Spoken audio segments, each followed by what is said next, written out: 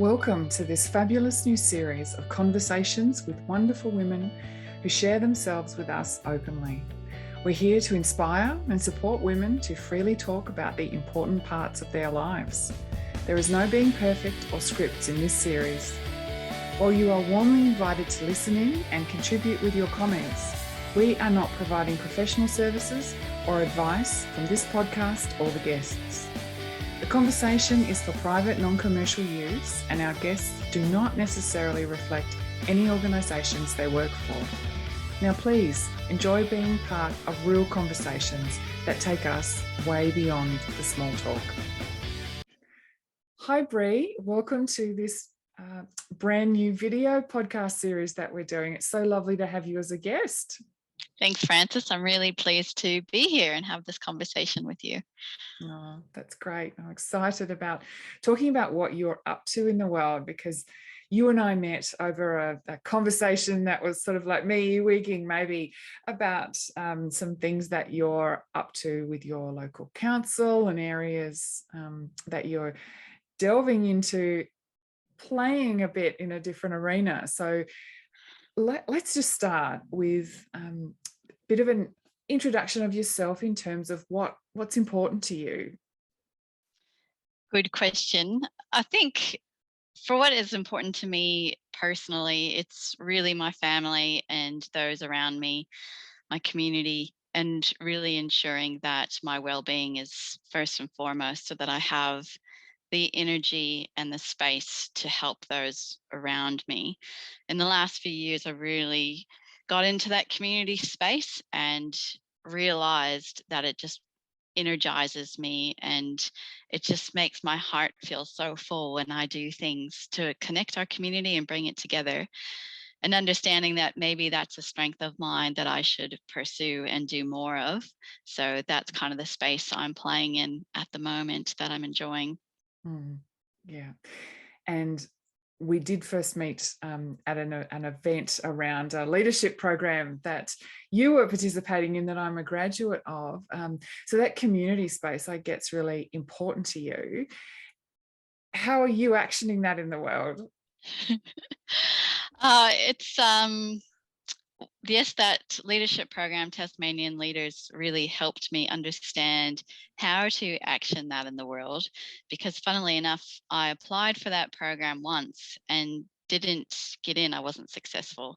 And it was because of that that I really took the leap and got out of my comfort zone and grew. And understanding that that leadership program was about taking people who were actually actioning things, not planning on actioning things. So I started doing things in the community, working on committees with my local community association, getting involved in a local women's surfing group, volunteering wherever I could, doing fun runs and things. And then I did successfully get into Tasmanian Leaders, which really helped me solidify the work I had already been doing and to formulate a plan and ideas of how to make it bigger into the future. But that's the scary bit. It's scary to put yourself out there and try to action things that you are uncomfortable with and haven't done before. So that's a learning process for me that I'm continually going through and learning from.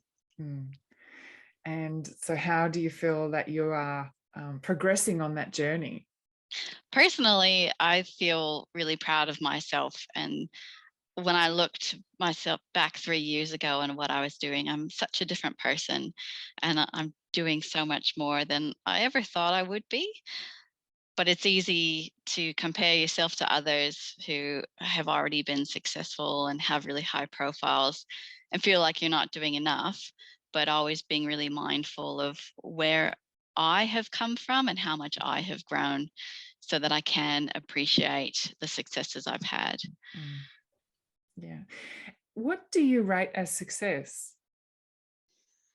Depends on the space. So if it's, as you've sort of alluded to, I do intend to run for my local council later this year. So in that space, success would be getting elected, and all the things I need to do in order to make that happen. And that's really about raising a profile. So if I hear secondhand of someone who has spoken about me, or I meet someone who I'm not familiar with, but they already know me, then I know that's a little win in that success space of raising my profile. Mm. But generally speaking, to me, success is just being content in life and having those beautiful relationships and being grateful every day for what I have, because I feel like I have so much. Mm. So there's success on that personal level and success on that external level. Mm. Yeah, absolutely. And we often run that through a filter of what it would look like at the end to be successful. And that can also change over time. So wanting to work, well, I know you work also in the local council area, but wanting to have that influence as a decision maker on the council as a member itself, where did that motivation come from? What drives you to want to do that? Because I get that the process is you have to be elected, but then what? Yeah. So I've worked in a local council for 9 years now, and I've worked in the project space as well as the operational space. And you'll spend, particularly on projects, you'll spend 2, 3 years putting your heart and soul into something, working with the community, all the stakeholders, pushing to get their feedback to influence outcomes. Mm. You'll write a report to council, and you'll sometimes find it's a report, it's not read, none of the documents have been looked at, the community feedback and consultation, and then a decision is made just like that in the opposite direction of what you recommended. So I realized that I need to be courageous and put myself on the other end of the spectrum and that final decision making side of the table, Mm. and that it would stretch me, but it was a challenge I was prepared for. Um, that's really what drives me and wanting to improve our community, because there's some particular issues at the moment, COVID, growth, planning, Mm. it's all changing at the moment. And now is the time some big decisions are going to be made. And I would like to have a seat at that table. Oh, that's wonderful. Wow. Good for you. I'm so Thanks. inspired every time we talk about this. And I didn't mean to put you on an election or sort of like campaigning discussion there, but I'm really glad you're practicing it, because Yeah, thanks. yeah, if it is a new space, I get that some of that sharing yourself is a lot, takes a lot of practice. It does. And I can sit in the background and plan to put myself out there, get the flyers organized and all that background work where no one actually sees you. Yeah. That's kind of comfortable for me to do, but it's taking those next steps of getting and handing those out to people, being at community markets, starting to door knock. That is the bit that I still have to mentally and physically push myself to do. Mm. Yeah. Yeah. How do you find that balance of how much of yourself to share publicly? Yeah. Uh, as a person, I've always been a very open individual, and maybe part of that is, yeah, I am extroverted, but I grew up in the States, in Southern California, particularly, where people will share their most intimate details within the first 5 minutes of Mm. speaking to them. So I think that's a little bit inherent in myself and the culture I was brought up in. Um, but what I do find difficult is how much to share of my own opinions on political matters. Mm. And that's a really fine line, because the way that I am, and I've had to get comfortable with, is I don't have the answers to everything. And I don't have all these policies in my back pocket to present to people. Mm. The approach I'm taking, and I've had to learn to be comfortable with, is my style of leadership is I'm curious, and I'm curious about other people and what their thoughts are. And you don't often see that in leaders and politicians in the media. Mm. So I've had to get comfortable with, um, it's okay for me not to put my particular opinions out there because they haven't been formed yet. And that's what I want to talk to people about, to help form my own opinions. So it's how to share it's more my way of thinking and being with people rather than I think we should have a policy on X because of Y. Whether people gravitate towards that style of leadership is an unknown, but I've decided I have to really be true to myself so that I can sleep at night at the end of the day. Yeah, that's wonderful. And I commend you for being able to, as you say, it's a way of being in the world with others that is open. And with politicians, often we do look for an answer. We want to judge their personality, judge their competency based on what they know and what they can bring, at their fingertips in terms of decisions or statistics or ways forward. But the flip side is that people do want to be engaged and consulted and don't feel heard. So, I wish you the best with that that approach with the consultation, because I do think there'll be a lot of people that resonate with that. Yeah, I hope so. But time will tell. We'll see. Yeah, indeed. So we've had discussions before about the whole process of putting your hand up for council and being the first level of government, which is really quite complex here in Tasmania. We have a lot of councils, and I talked that through with you. And in part of that process, which I'm really grateful for, and I'm here acknowledging that publicly, saw for myself that my leadership was driven by this real feminist value about wanting to balance the number of women and have women of a different generation on our council. How much does that play into some of your thinking or ambitions? It's an interesting one. It's not, I don't think of myself as a feminist or anything like that, but the council that I am in is very male dominated. And there does need to be a better balance of gender and age and diversity in general. And that's something I would like to help change. So even if I'm not successful in getting in, I hope that it can pave the way for other people who don't look like those who are sitting on council at the moment, to give them the courage to put their hand up. And I'd love to share my experience with them to help them out in the future. Yeah, that's wonderful. And I get it starting where we are. Like, the situation is the way it is. We have our history, and I know there are a lot of people who study that, and there's a big body of discussion around the past, but we can stand in what we have now and what difference we want to make for the future. So thank you. Yeah, thanks, Frances. We often talk about, there you go, talk about women championing each other in that. And you mention about supporting other women to be on the council as well. And my personal view is that it would take a group of women. It's not just going to be one individual who'd be able to make a difference, because that we've seen that in politics and what impact that can have on women. How are you going with collecting your champions out there in your community? And feel free to make any requests here that you want. I'm hoping that people in your electorate might have the time and the impetus to watch this and hear from you.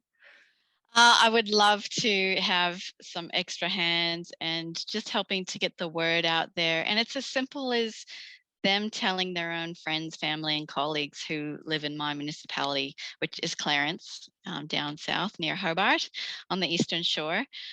Yeah, it doesn't have to be door knocking or anything like that. It's really just using their own networks, and people will trust what someone close to them has told them or recommended to them, as opposed to me knocking on their door, although that does help, and that's something I'm really keen to do. But it's often word of mouth that makes a difference.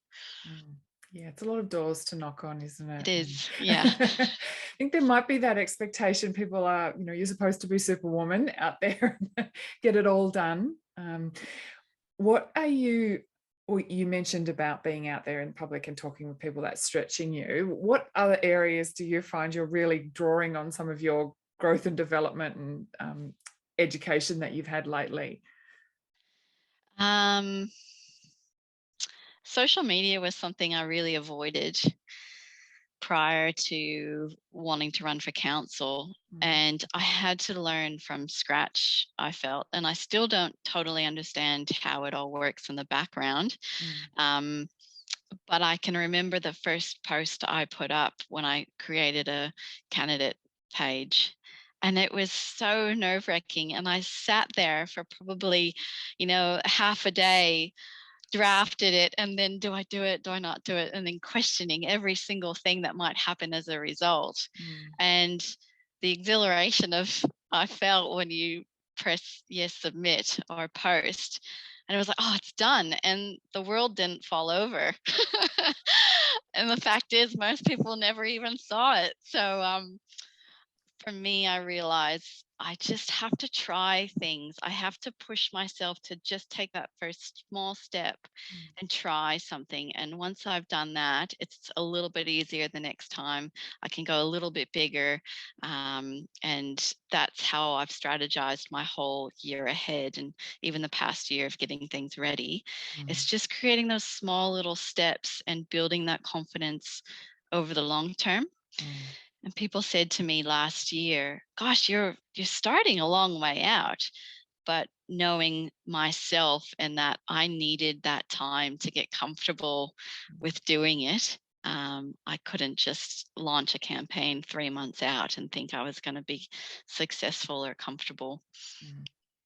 I get that. Yes, you were super organized, and that's obviously part of what works for you. And I guess going into council, there will be a lot of those moments where you're thrown on the spot, and you'll have to address things. And how's your confidence going in that regard? Have you had any of those kind of moments yet?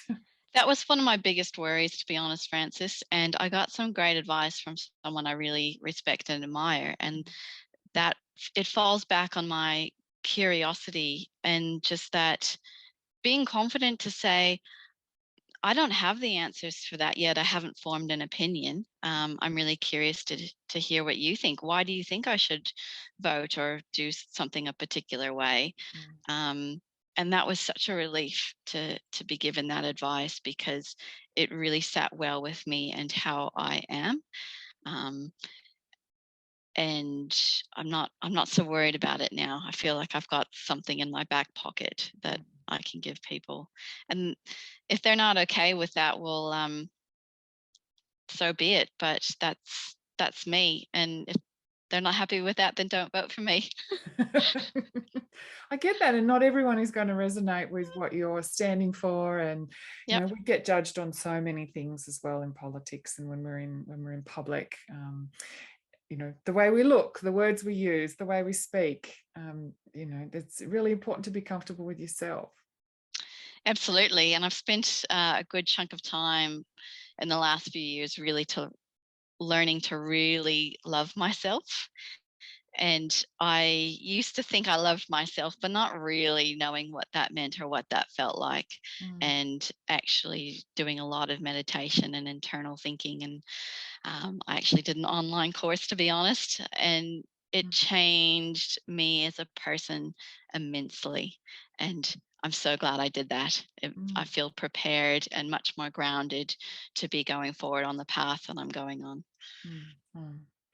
Good for you. That's really great. We talk about self-care in this way of the 5 minutes of meditation every day, but it's also sometimes associated with things like scented candles and massages. But for me, as I've gotten older, I've realized it is actually about validating yourself and having boundaries and learning to accept. And you don't have to love everything about yourself, but accepting it is a big part of it too. So I'm curious, what else did you get from doing that, and what did that look like in terms of learning how to love yourself? It was actually an online course that, again, someone I really respected and admired, who runs a leadership program. After 30 years of experience, she said this is the one biggest thing she could recommend. And it was an online course. Is it Louise Hay? She does these videos from like the 1980s. She was really big in the States. And it was a really affordable program. And it's really just meditations, like 15 minutes a day or something, of walking through scenarios and being talked to, and there might be quiet meditations. There's a lot of what's called mirror work, and that was so foreign to me. And learning to look at yourself in the mirror and telling yourself that you love yourself. And the first time it feels so weird, and you end up, well, I ended up with, with just tears running down my face, and forcing you to face all that internal stuff of your past. It's a bit like having a counselor or a psychologist in a way, but doing it all yourself, and just waking up each day and telling yourself that you love yourself. And I've got a 7-year-old daughter, and I realize now, if I can teach her one thing, that is the most important thing to be teaching her at this stage in her life, because it'll do wonders for her forever. Oh, 100% agree. Yeah, yeah. That's really heartwarming. Thank you for sharing that. I know, and I wish that we had all learned that, at a young age, and how we would be different now, or wouldn't have taken us so long to get where we are, and to feel the way we do about ourselves. We would have been that way at 20 or 15. Imagine that. Imagine, indeed. And it is something I reflect on as well, that I am at an age now where I have a teenager, albeit a son, but it's just obviously all the same. And what I can learn at this age, being reflective on self, to pass on to that generation, and the effect. I'd love to see how people are with accepting themselves in another 200 years, like where we're at, ignoring the rest of the world. But I really do think that each generation is becoming more aware of this. Absolutely. Yeah. Yep. And it's interesting to think whether, people 150 years ago, if it was even a concept, because life was just so much different and busy, and just find, the day-to-day stuff would have been immense on your time pressures. So was it as relevant then? I don't know. Yeah, very interesting. A lot more about coping and getting through life and having the necessities. Yes. Yeah, obviously, Yeah. in the world of the socioeconomic differences that we've always had, but and that's something that's really important to acknowledge as well, that we have access. I say we because you and I, have some similarities in that way. But there are people who can't afford to do an online course, or don't have time, because they're managing, as you say, their basic needs and things like that. So Yep. yeah, Absolutely. And I think that's where we can have a positive difference in some people's lives, of helping to share that knowledge and information, and just encouraging and inspiring others is critical. Yeah. And giving it away, like you say, the volunteering work that you do is really inspiring. I love the surf club idea. I surfed, I think, twice when I was a teenager. I Yeah. was really jealous.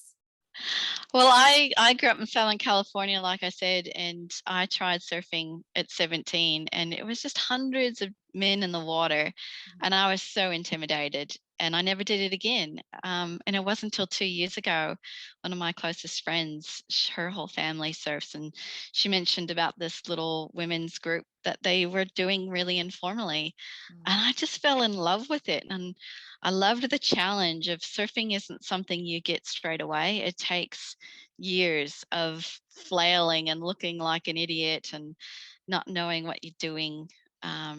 But just having that encouraging female environment where it's as much as about being social with each other and creating those bonds and friendships as it is of actually learning the physical skill. Yeah, and that can translate to anything, can't it? I get that. Absolutely. We've talked about book clubs, and you don't have to be an athlete to form that. And I think men are really good at that. We talk about the golf club and that kind of thing. So, yeah. Yeah. But even then, men are all different, and I know some men really struggle and feel intimidated going to a golf club, and it really stretches them out of their comfort zone, because they don't socialize that way. They're not extroverted. They don't drink. So I don't think it is necessarily a male or female thing, but yeah. Yeah, no, I got it. Yeah, definitely. And it's depends which environment you're in. I think I've I've mentioned before that I had a corporate background, so it was really prevalent for me. That was the way it was. But it, depends on what situations you've had, and that's why it's really important to step out of areas that you're familiar with in order to grow. That's where the growth comes, doesn't it? Being in a completely foreign environment and all of that sort of thing. So yeah, absolutely. Yeah. And so what is next in your world? Campaigning, I get that. Is that ramping up now? You've still got a few months left. It's starting to ramp up, but then again, you never know. Like, that's been my full direction for the last couple of years. Things could still come up in my life, changes with my partner at his work or my work, which is happening. And so there's the chance that something might come up and I'm not able to run for council, and trying to negotiate that in my mind of how it would make me feel. And I know there will still be opportunities regardless of if I run, if I don't run, if I get elected, if I don't get elected. Just like when I applied for Tasmanian Leaders and didn't get in the first time, it's the journey that opens up all these other opportunities and pathways. So I'm confident that if I don't do the campaign or get elected, I love working in the community space. I know that about myself, and I can continue to do that regardless of my job, whether I'm elected. So I look forward to growing more in that space. That's such an empowering place to stand. I love that, because if you are attached to an outcome, then there is the potential for disappointment. That's right. Yeah. And I think I've lived my life along those lines a lot in the past, and it's taken a while to learn it's not the outcome. It is the journey. For sure. We just don't know how much time we're going to have to start with. So that's right. better to enjoy today. Yeah, absolutely. Yeah. And so you mentioned just then that it's taken you a while to learn that. Was there some lessons along the way from disappointment, and is that an age thing, or did you look at that specifically?